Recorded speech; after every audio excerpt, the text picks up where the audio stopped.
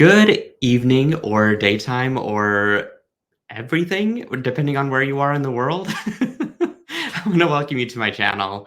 Um, I've got a really fun project for you today. It is a design that I got to sort of reskin the color palette and sort of reimagine how the construction was going to go together.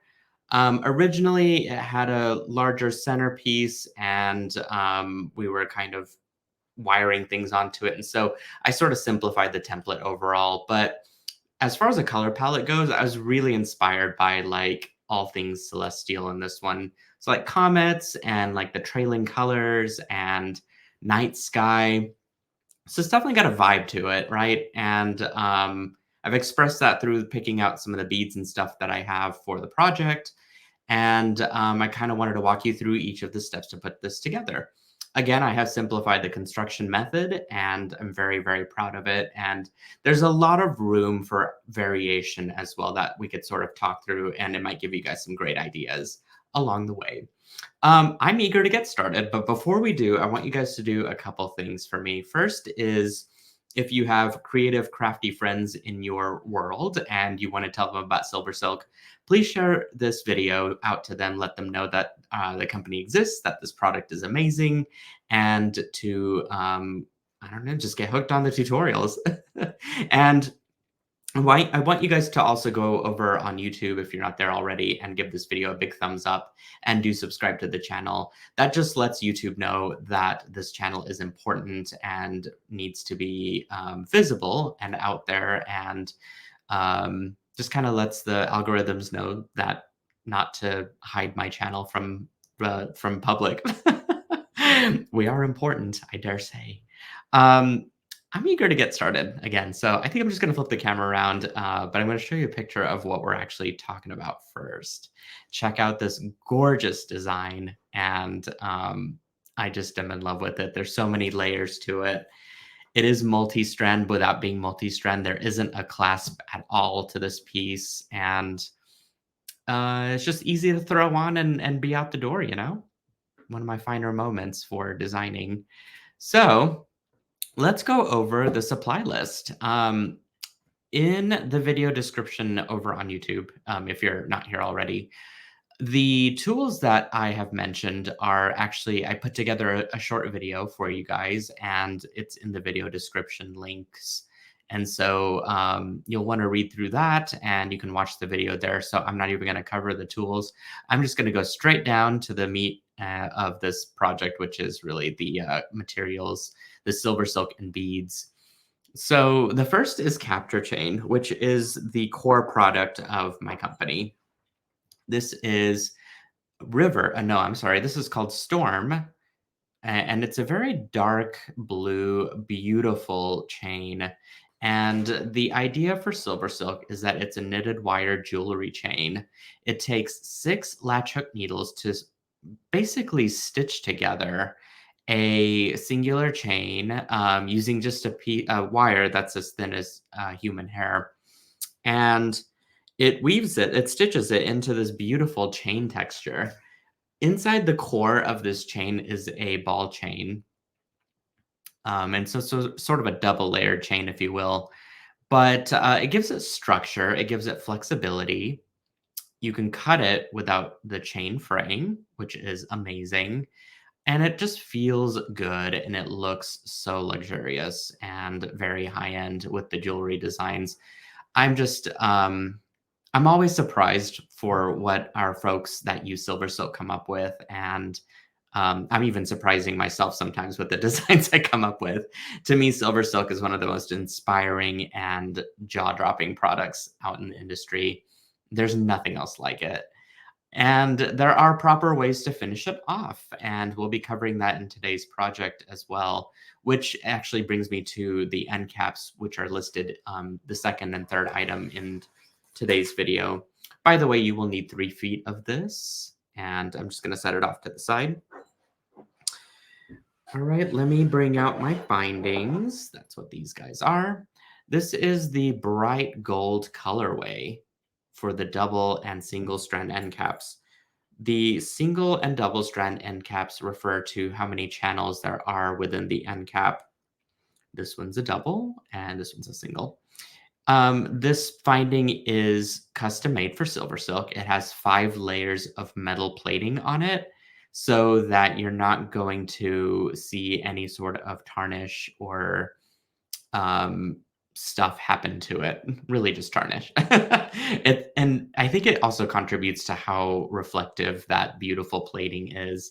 It does have my symbol on it, my little imprinted, not imprinted, I'm sorry, it's etched on SS for SilverSilk. And that way you do know that it's from my custom findings collection, because there are some imitations out there, but they don't have the stamp on it. And I think with that also, you never know what kind of plating you're going to be getting into. And you'll need 2 of the single strand and you'll need 1 of the double. Okay, next you will need a set of, let's see, this is the Tri-Fire Polish beads. Which one were those? I think that's these. Tri-faced. I'm trying to remember which. Oh, that's what these are. Okay, sorry. Lost my brain for a second. You know, the funny thing is the Czech Republic, they have so many different finishes, so many different cuts. It's just like, how do you start to like build this catalog into your head of all these different beads, right? Sometimes you just do the best you can. These are amazing. They are tri-cut, tri-faceted, however you want to say it, and have an amazing glow to them. They do have a Travertine finish. It's very subtle, but it's there. You can see some of those spots that wash on it. It's just incredible. So this is sort of where I get into my collection of different beads. The rondelles, which I just grabbed a second ago. These are some really beautiful, cold, dark black color almost. It's not really black. It's like a Montana blue, I guess, would be the best term. Beautiful facet on them. They're just kind of mini rondelles to space out some of the other beads within the design. What else have we got? We've got the rondelle fire polish that I just showed you guys that. The 6mm Travertine finish. This one is gorgeous. I mean, I've not seen black done this well with the Travertine finish. All those spots of blue just kind of tie in well with the palette, and again, gives it that very cosmos sort of look and feel to the design. And then we've got some drops, which look like this. This one has that hints of yellow, which is definitely still spacey, and just kind of gives this whole color palette another dimension. It's not just black and blue and those sorts of hues. We're sort of throwing in a triple color here, but it's very subtle, I will say that. Absolutely stunning. And then we've got some table cut fire polish ovals. That's these guys right here. Let me get these out. This is going to lean into the yellow, still has that beautiful Travertine finish. They are table cut and got this amazing yellow glow to them. Love, love, love these. And then we've got the pendant beads. I didn't get to show you guys that. Check these out. These are really what seal the deal for the whole comet vibe. This has enough yellow in it. It's got all that blue and it's got black. So it's sort of, this is the thing that sort of ties everything together, right? They are Czech glass, believe it or not. They just look like stone and they immediately caught my attention whenever I saw them. They're absolutely beautiful. So we'll be using all 3 of these with our design today. You'll also need some size 8 seed beads. So let me do a little bit of cleanup here. My seed beads look like this. These are a silver lined, almost like an opal white color. They are translucent and allow that silver lining to show beautifully. And I prefer to use a size 8 for the spacers. For this necklace, at least. It's easy to string. Their beads are quite big. The hole is quite generous for the beading wire. Yet they're small enough to just kind of fit into the design without drawing too much attention. So I recommend having a couple grams of those if you can get your hands on some. And then we've got some medium soft flex beading wire. That's this stuff right here. You'll need about a 3-foot spool.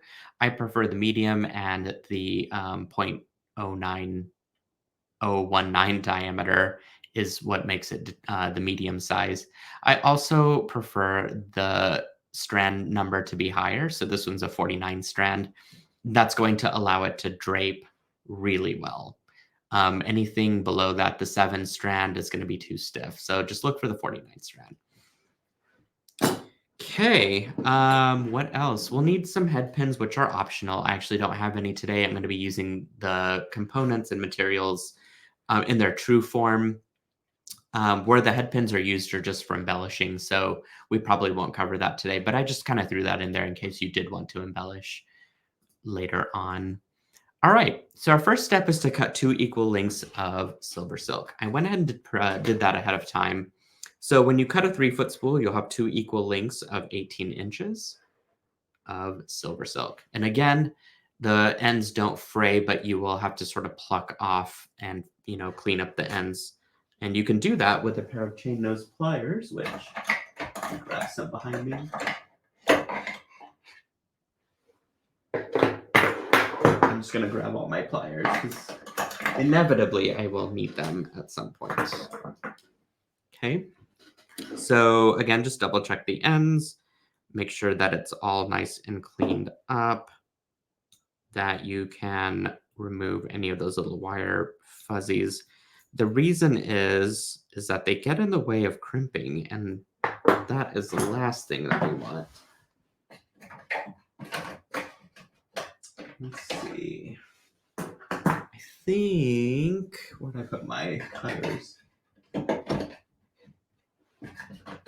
Oh, there they are. I was like, I normally have my cutters next to me, but I did well for myself today. I really cleaned up my little craft space, which brings me so much joy, because then once my world is organized, like, everything is better.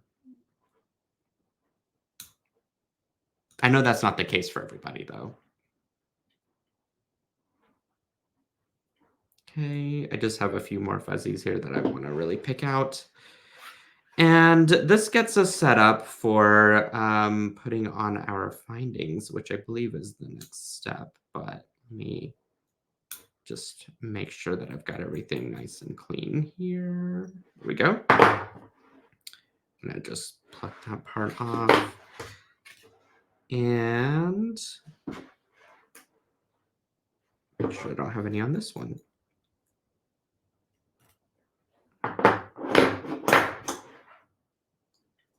I'm going to trim off that little ball chain bead. It looks pretty good. So I've got nice and cleaned up edges here. I'm going to actually sweep my little workspace off there to the side. All right, let's move on to step number 2, which is to put on our findings. So to 2 of the ends of our silver silk, I'm going to grab my set of pliers that I need. I've got a pair of wide nose pliers, as you can see from the photo. I'm going to grab my findings here. Let's see. And I'm going to just grab one of my chains. Okay. You'll simply just stuff your chain right into the channel of the single strand end cap, and all you're going to do is just pinch it shut. Just like that. Brilliant. And I'm going to do the same thing to the other piece of chain. Grab a finding. Go ahead and stuff that into the channel of the end cap. If you've got a little piece of wire sticking out, which I do, you can either trim that off after you've crimped it, or just kind of roll it into the chain, and it should just actually disappear, which it did. Perfect. So I'm just going to go ahead and crimp it shut. And that's all you do. You just kind of make sure that the seam is closed, that the chain itself won't slip out. And now I've got 2 ends that have the silver silk end cap attached, and 2 sides that don't. So to the two sides that do not have it, we are going to actually attach our double strand end cap to. One thing I probably should pay attention to is making sure that my logo is face side up for both of these chains, and just to make sure that it follows suit for the end here. Okay, so I'm going to make sure that my end cap is logo side up, just like the other ones were, and then go ahead, grab both chains, stuff them inside, and give it a good press. All right, so now I've got the structure of my necklace pretty much attached, and we're ready for our next step. Okay, I'm gonna grab some soft flex beading wire, and I have about maybe a foot to 14 inches, give or take. This is probably really just a scrap I had within my stash. And I'm going to string it through the double strand end cap and match up my ends there, just like that. And I'm going to start by stringing first a little tri-cut bead. It could be really any Czech glass bead that is wide enough to fit both wires, but this one seemed to work out pretty well. And I'm just going to go ahead and push that right up to the end cap, just like that. And then I'm going to split each wire and string on about 15 or so of the size 8 seed beads. Okay, so let's count this out. 5, 10, and 15. Okay, same thing to the other side. We've got 5, 9, 10. And then 5 more. 1, 2, 3, 4, 5. Okay, that looks good. All right. Still following along with my photo here, which is a good sign. All right, so our next step, we are going to combine both of those wires together once again in a tri-cut bead and just kind of string that all down. This is essentially going to create our mechanism for the clasp. It's a large hole that you can slip the beaded strands through. You can actually go through and embellish this. If you don't want to use just seed beads and make this loop a little bit more extravagant, think about making a bunch of simple wire wrap loops and then stringing those along with some beads that sort of give it some texture. You can even use other types of beads that have, like, I don't know, a thorn pattern or something on it to kind of give it a little bit more texture instead of being so slim and streamlined here. I like the seed beads because they just add a little minimal touch and don't draw too much attention. But again, to each their own. We're all designers. All right. So the thing with Czech glass sometimes is that not all beads are going to fit through both strands, unfortunately, which is fine. Just means that we got to find a workaround, right?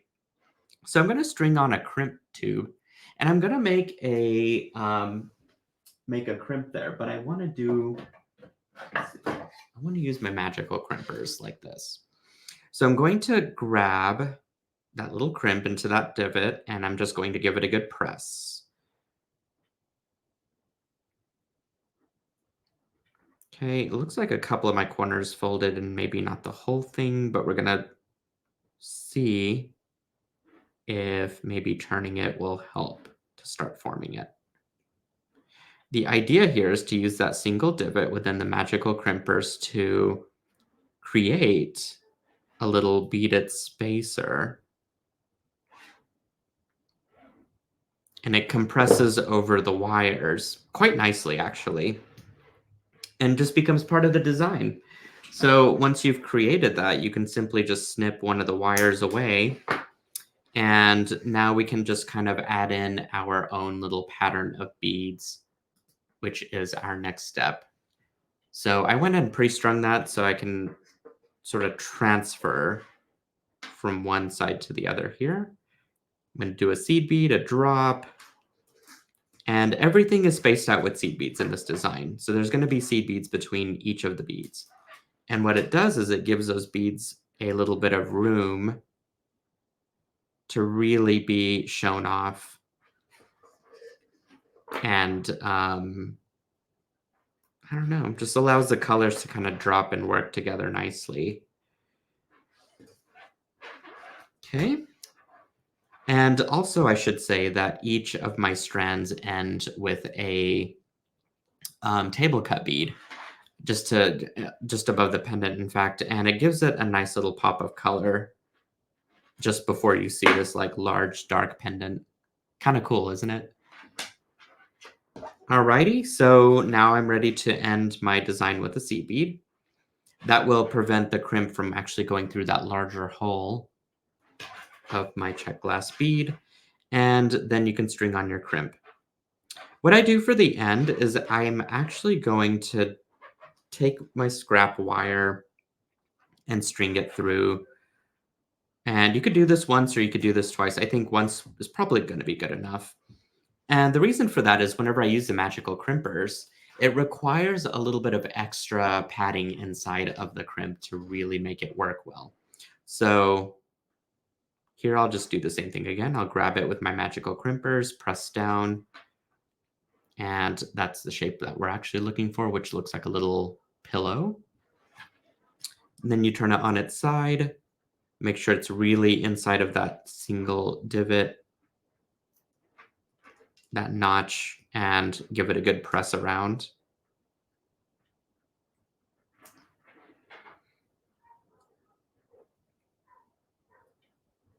I like to just take my time with it. There's no rushing on the crimping process, and you kind of want to get it right since it's not really it's being very a supporting player for your beads and structure of your design here. So you want to make sure that it's not going to slip out later. Okay, there we go. That's one half of our, well, I would say probably 1/3 of our component because we still got the other two strands to do. But this is actually the most important part of the necklace, in fact. So we got that done in minutes, right? So now it's time to work on the other stuff. All right. So we have our single strand end caps, and we're essentially going to do exactly the same, except we're not going to be splitting strands.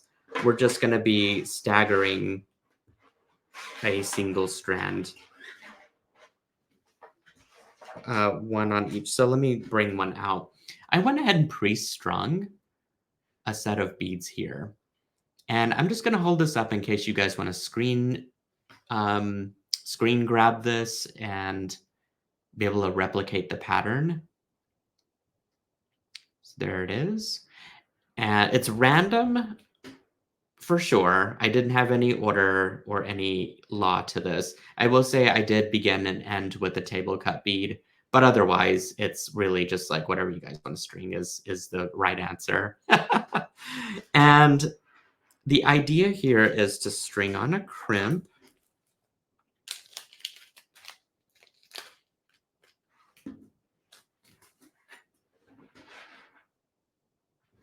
Okay, go through one of your single strand end caps and then just come back out through the crimp. And same exact steps here. I'm just going to grab my magical crimpers, make sure it's inside that divot. Give it enough room for it to move around. So you want that loop to be a nice, like 2-3 millimeter size loop there. And then create your crimp. Just like before. And I would also go on to say that this length is probably around 12 inches of beadwork.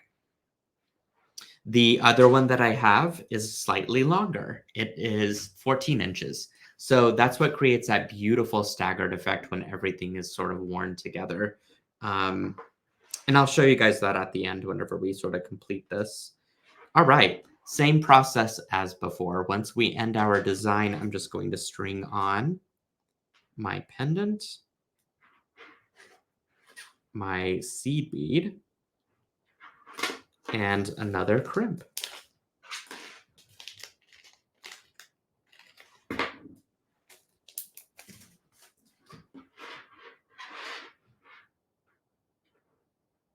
Okay, once that's on, you can use one of your scraps. I've got plenty of scraps on the table that I can actually use to create my crimp. String that through. You must have 2 strands through the crimp in order for the magical crimpers to work. I don't think I can emphasize that enough. Okay, give it a good press all around.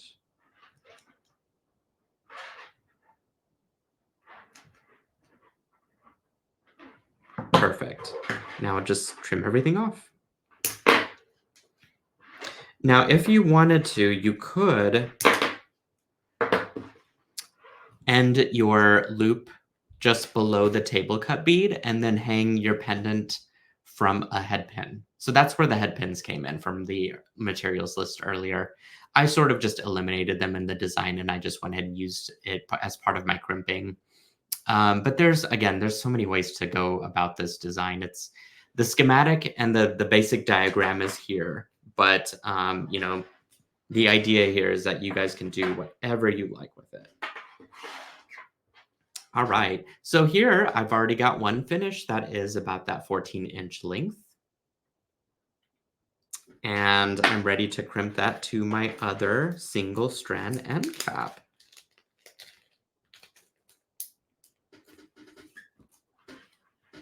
Same process as before. I'm going to string on a crimp, go through my single strand end cap, and then come out through that crimp. And in fact, here's that picture of that random pattern that we just did earlier. And we're sort of wrapping this little design up here at the end. Okay, I'm just going to pull it to where I have enough flexibility, but there are no gaps in my design. And now I'm ready to crimp.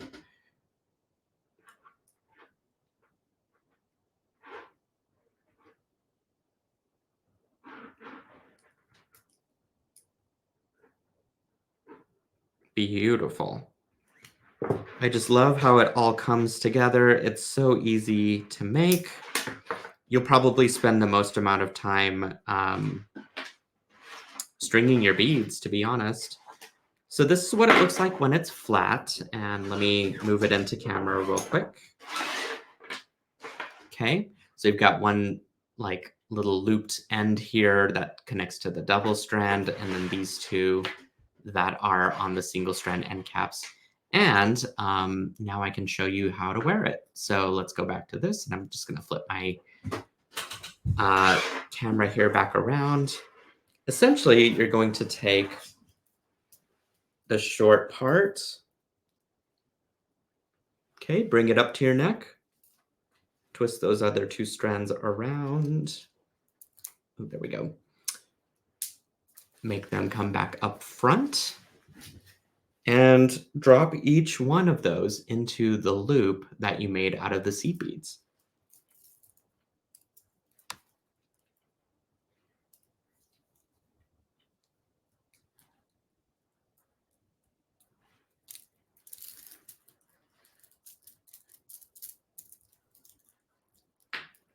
I think I really need a mirror.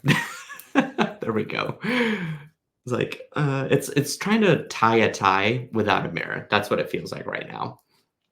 But you guys can kind of see the idea here. You've got this nice long elegant drop and a little bit of adjusting, but otherwise pretty much in love with this design. Do you guys like it? This was so much fun. I'm glad I got to show you this project finally. It's been sort of bubbling in my head since my other design that I messed with that has sort of the same format came out. And I think I could come up with like 20 more variations just based on now knowing what I know about how fantastic this design is and how easy it is to put together. So again, I hope you enjoyed the design. Please give this video a like, a big thumbs up, and to subscribe to the channel if you enjoyed watching and want to see more content coming from SilverSilk and more, and letting YouTube know that this channel is important and amazing for the education that we bring for SilverSilk. You can do all of your shopping at silversilkonline.com. And in fact, while you're there, you'll want to check out the blog for this post at the SilverSilk video tutorials link within the website. And finally, you can join our SilverSilk Silkies Facebook community. We have an amazing group there that have all these beautiful individual creative people that enjoy working with SilverSilk and post their beautiful designs to the group. Gets us all inspired and invigorated and eager to create with SilverSilk. And just it's an idea wealth bank, if you will. Everyone has such wonderful things to contribute, and I get inspired from everyone's projects too, in fact. So, otherwise, my lovelies, I will see you guys at the next tutorial, and I hope you have a beautiful day wherever you are. Mwah. Bye.